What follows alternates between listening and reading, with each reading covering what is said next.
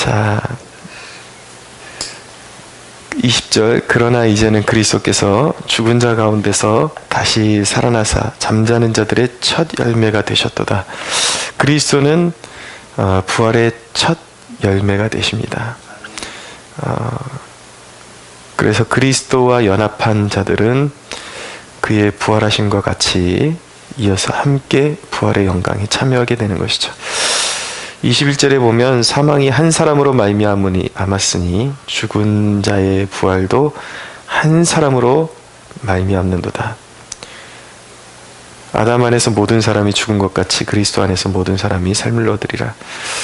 자, 이 대목이 그 만유 구원론자들, 만인 구원론자들이 자신들의 그 논지를 증명하려고 애쓰는 그러한 대표적인 구절이라고 말씀드릴 수가 있습니다. 그래서 이제 아담만에서 모든 사람이 죽음을 맛보았기 때문에 이제 그리스도께서 십자가에 달리심으로 모든 사람이, 그러니까 예수 믿지 않아도 구원받는다라는 쪽으로 이렇게 가고 있는데, 이 대목은 절대로 그런 대목이 아니죠. 그러니까 성경의 진리를 이제 그게 교리가 되기 위해서는 전체적인 그 성경의 맥락에 부합한지를 같이 봐야 하는 것입니다. 근데 이것만 딸랑 떼어가지고 만인 구원론으로 끌고 가는 것은 말이 되지를 않고, 그리스도 안에서 그 대속의 사역 안으로 들어온 사람들, 부름받은 사람들,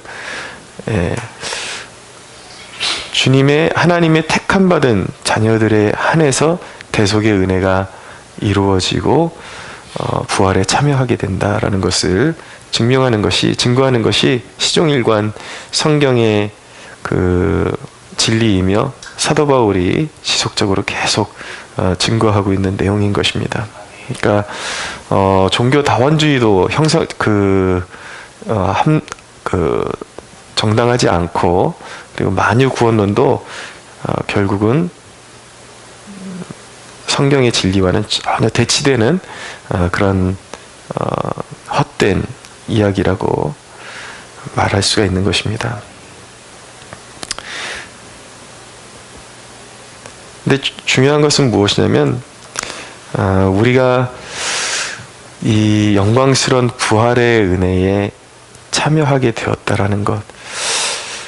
우리의 삶에 이렇게 돌아다 보면은 여러 가지 우여곡절들이 있죠. 저 같은 경우는 이제 다리 수술을 5번을 하게 되었는데,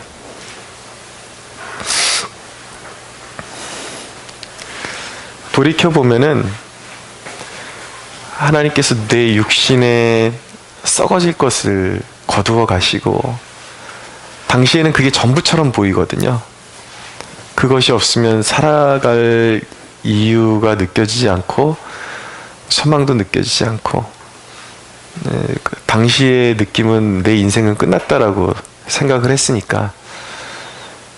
근데 그것을 거두어 가시면서 제가 얻은 것이 무엇이냐면, 그때 절박한 마음으로 새벽 기도를 나가기 시작하면서 하나님을 인격적으로 만났고, 거기서 이제 제가 새 생명을 얻은 것을 경험하게 됐고, 결국은 그것을 통해서 부활을 주시려고 하나님께서 내 육신에 질고를 주셨다라는 것을 알게 되는 것입니다. 지금도 보면은 참 병원에 가서 종합 진단을 받아보면은 안에 내장이나 이런 데는 깨끗하다 그래요. 살만하다 그러는데, 실질적으로 제가 지금 가지고 있는 것은 오래된 만성적인 치통으로 시작해서 너무 아파가지고 임플란트로 거기 갈아 꼈는데도 하나도 소용이 없고, 계속 아프고 허리도 골고루 하고 피곤도 너무 쉽게 느끼고, 무릎의 연골 두 쪽은 이제 다 운동하다가 파열돼가지고 다 덜어내버리고, 무릎에서는 막 이물감이 느껴지고 소리가 나고 가끔 관절도 아프고 그 온 몸이 뭐 성한 데가 없게 느껴지는 거죠. 근데 이제 저만이 그런 것이 아니라 이상하게 종교개혁자들 중에 존 칼빈도 걸어다니는 종합병원이라는 그런 별명이 있을 정도였고, 여러 이렇게 하나님을 섬기는 많은 사람들이 보면은 육신의 나약함이 있습니다. 어딘가 좋지 않고 아프고, 사도 바울도 보면은 나무의 병은 고쳐지고 그 사람이 손수건에만 닿아도 귀신이 떠나가고 병이 고쳐지고, 이런 능력자였음에도 불구하고 자기 병은 늘 안고 살아야 하는 그런 아픔이 있었죠. 근데 분명히 하나님께서 왜 사도 바울에게 그런 질병을 고치지 않고 그대로 방치해 두셨는가? 그러니까 내 은혜가 내게 족하다라는 것입니다. 너의 은혜가 너에게 족하다. 너무 받은 은혜가 또 크기 때문에 자만하지 않게 하시기 위해서, 그 은혜 아래 잡아두시기 위해서 바울에게 그런 질병을 허락하셨다라는 것을 알게 해주시는 것이죠. 근데 돌아보면, 영적으로 보면은 우리가 얼마나 교만한 사람들이고 얼마나 완고한 사람들이라서 하나님의 그 뜻에 순종하려고 들지를 않죠. 늘 길들일 수 없는 노새와 같이 하나님께 버티고 그런 사람들인데, 그나마 그렇게 육신의 연약함 가운데 무너지면서 하나님 앞에 겸비한 마음을 가질 수 있게 되었다라는 거. 그래서 결국 결론을 보면은 하나님은 우리의 썩어질 것을, 언젠가는 반드시 썩어질 것을 거두어 가시고 그 영원한 생명으로 돌려주시기 위해서 그 일을 행하셨다라는 것을 알게 되는 것입니다. 그러니까 우리가 신앙생활하면서 각오해야 되는 것은 무엇이냐면, 우리가 사랑받는 자들이기 때문에 모든 일이 그냥 다 탄탄대로가 되는 것이 아니라 오히려 삶의 질곡이 더 많을 수도 있다라는 것을 기억해야 하는 것입니다.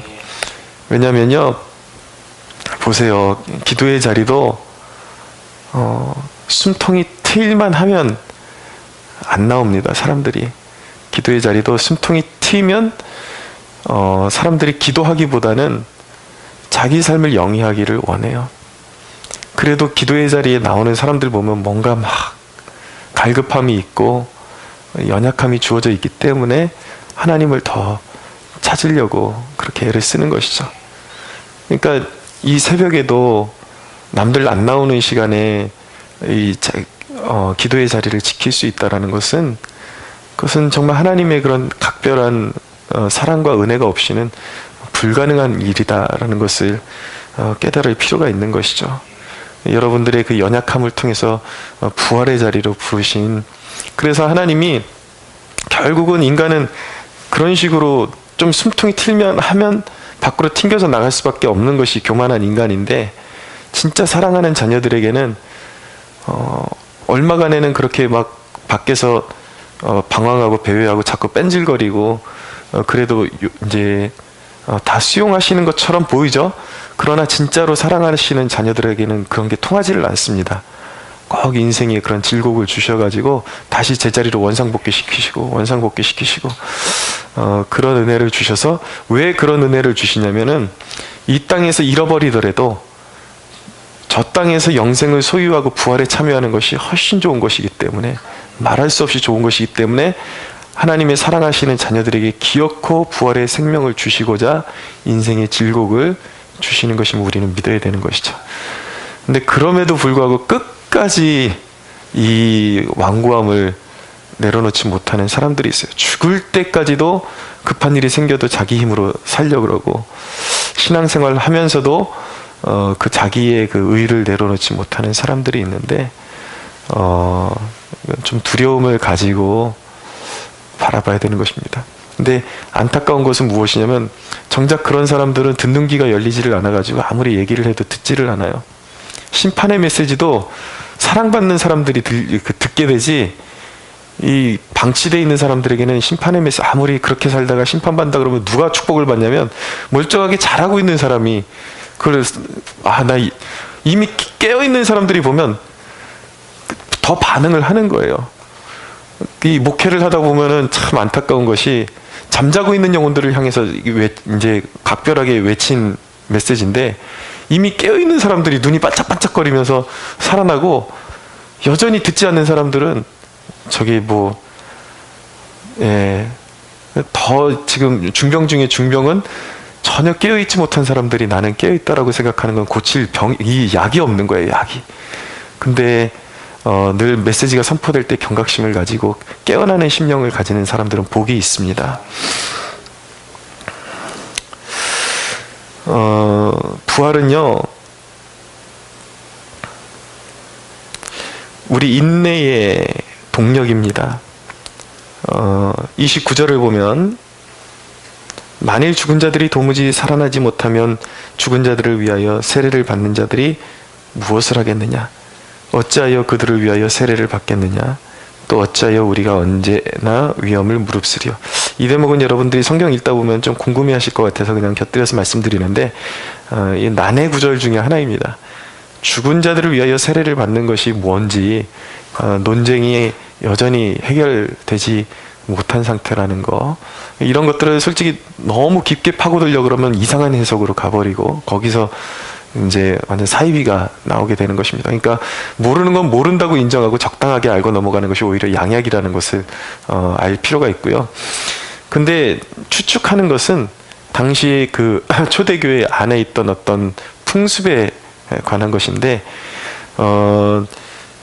캐톨릭이 말하는 것처럼 어떤 죽은 자를 위해서 산자가 무언가를 공을 들이거나 그런 내용이 아니라 그것이 아니라 이미 예수 믿고 죽었는데 형제 중에나 자매 중에 어떤 그 사이에 질병이 있거나 어떤 사유가 있어서 세례를 받지 못하고 죽었던 사람들, 그래서 이미 살아있을 때 구원의 확신이 있었는데 세례만 받지 못한 사람들을 위해서 그 가족이나 아니면 지인이나 이런 공동체에 속한 사람이 그 사람의 이름을 대신해서 세례를 받아주는 풍습이 있었다라는 거, 그게 우리가 이제 이럴 필요까지는 느끼지 못하고 있는데 당시에는 그런 풍습이 있었을 가능성이 크다라는 것이 가장 합리적이고 이 본문에 가까운 그런 해석 중에 하나라고 말씀드릴 수가 있는 것입니다. 그러니까 부활이 없다면 굳이 그 죽은 성도를 위해서 세례를 받는 게 무슨 소용이 있느냐? 너희들이 하는 것이 무슨 소용이 있느냐? 부활이 없으면 말짱 도루묵인데. 그러니까 너희 중에 부활이 없다라고 말하는 그런 사람이 있다라는 것은 너무 의외이고 이거는 도저히 성립이 될 수 없는 일이다 라는 것을 이야기하고 있는 것이죠. 31절, 형제들아 내가 그리스도 예수 우리 주 안에서 가진 바 너희에 대한 나의 자랑을 두고 단언하노니 나는 날마다 죽노라. 그러니까 사도 바울이 당시에 처했던 그런 상황들을 좀 이해하는 것이 필요합니다. 거의 매 순간마다 맹수와 같이 도전하는 그런 세력들에 위에 둘러싸여 있고 그런 영적인 싸움, 험악한 그런 싸움들에 늘 노출이 돼 있었죠. 32절에 보면 내가 사람의 방법으로 에베소에서 맹수와 더불어 싸웠다면 내게 무슨 유익이 있으리요? 죽은 자가 다시 살아나지 못한다면 내일 죽을 터인지 먹고 마시자 하리라. 그러니까 늘 자기는 복음의 진리를 진리로 믿고 그런 대적자들, 늘 자기를 고소하고 돌로 치려 하고 이런 자들과 를 맞서서 영적인 싸움을 싸워가면서 만물의 찌꺼기와 같은 그런 위치에 가고 하는데, 부활이 없다면 차라리 타협하고 편하게 살고 말지 내가 왜 그 고난을 인내하며 견딜 필요가 있느냐라는 것이죠. 그러니까 우리에게 부활이 없다면 우리가 그리스도의 이름으로 견디는 그 모든 것들이 헛된 것 아니냐, 그것을 이야기하는 것입니다.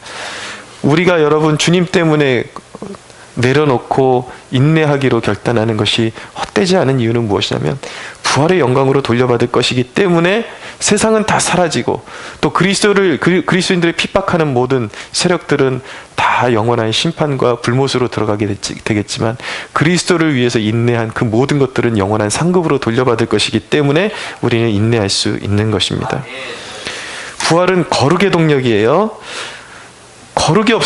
부활이 없으면 내일 먹고 내일 죽을 터이니 먹고 마시자 하리라. 이렇게 이제 되는 것이죠. 33절에 보니까 속지 말라. 악한 동무들은 선한 행실을 더럽히나니 깨어 의를 행하고 죄를 짓지 말라. 하나님을 알지 못하는 자가 있기로 내가 너희를 부끄럽게 하기 위하여 말하노라. 여러분, 영적인 자유를 말하면서 세상 사람들과 똑같이 살아가게끔 조장하고 방조하고 그렇게 설교하는 것이 지금 오늘날 우리가 살아가는 시대의 트렌드입니다. 그것이 이름 있는 사역자들, 많은 성도들을 이끌어가는 그런, 안타깝게도 그런 대표적인 설교자들의 설교에 보면은 그런 내용들로 가득 차 있다는 것을 알게 됩니다. 근데 여러분, 성경은 결코 그렇게 말씀하지 않습니다. 그리스도인으로서 영광 중에 가장 큰 영광은 무엇이냐면 보혈의 능력으로 세상 사람들과 똑같이 살 수 있는 권리를 누리는 것이 영광이라고 말씀하지 않고 세상과 구별되어서 이전에 죄밖에 모르던 인간이 그리스도 예수의 은혜로 말미암아 구원받아서 그 신의 성품에 참여하게 된 것이 영광 중에 영광이다라고 말씀하고 있는 것이죠. 물론 우리는 늘 연약해서 넘어지기도 하지만 이전에는 그조차도 우리는 불가능했던 우리였는데 넘어지지만 그리스도 예수의 십자가를 바라보는 자들을 늘 받아주시고 신의 성품에 계속해서 참여할 수 있는 영광스러운 은혜를 부어주시는 이것이 영광 중에 영광인데 이것을 모른다라는 것은 버림받은 자식이나 마찬가지라는 것이 사도 바울의 논지인 것입니다. 여러분 보세요. 왕의 자녀로 입적이 돼가지고 이제 왕자로서 완전히 그 권위와 그런 어떤 영광스러움을 누리기로 준비되어 있는 사람이 여전히 거리의 불황자를 보면서 나는 저 자유가 좋다라고 그렇게 말한다면 그것이 얼마나 어리석고 그것이 합리적인 것이 아니라 얼마나 불합리적이고 자기가 가진 영광이 무엇인지를 모르는 그런 미련함의 모습으로 비춰지겠습니까? 사실은 여러분, 우리가 예수 믿고 나서 그리스도인이 뭐를 할 수 있느냐 없느냐, 뭐를 먹을 수 있느냐 없느냐, 이런 논쟁 자체가 사실은 불쌍한 거예요. 우리가 그렇게 나약한 존재로 우리가 부름받지 않았고 그런 세상에 썩어질 것들에 매이는 존재로 부름받은 것이 아니라 하나님 나라의 영광에 참여할 수 있고 감히 상상할 수 없었던 그 거룩함에 참여한 자로 부름받았다라는 것이 우리의 영광임을 믿으시기 바랍니다. 오늘 부활의 소망 가운데서 여러분들 고통이 있고 힘든 일들이 있고 이 새벽에 나와서 어떨 땐 그런 일들이 느껴질 때도 있을 거예요. 내가 왜 이 새벽에 이렇게 메인 듯이 나와야 되는가? 그러나 여러분, 사실은 알고 보니 이것이 은혜요 생명줄이라는 것을 기억해야 하는 것입니다. 뭔가 부르심이 있기 때문에 여러분들이 자꾸 이 자리로 나오는 거예요. 몸이 힘들고 여기서 떠나가면 편할 것 같지만 그 순간에 자기도 모르게 이 영적인 부패가 얼마나 빨리 진행되는지 몰라요. 나중에는 여러분 밖에 나가 있는데도 불구하고 기도할 마음이 느껴지지 않고 갈급함이 느껴지지 않은 건 그건 이미 영적으로 마음이 이제 완고함에 극에 달아서 이제 영적인 생명을 사모할 수 없는 상태에까지 다다랐다라는 것을 알게 되는 것이죠. 결코 여러분들의 삶 가운데 그런 일이 일어나지 않기를 원하고 이 은혜의 자리를 잘 지켜나가서 정말 부활의 면류관, 영광의 면류관 얻기까지 선한 싸움 다 싸우고 주님 앞에 담대히 서는 그러한 귀한 자녀들이 되시기를 예수님의 이름으로 축원합니다.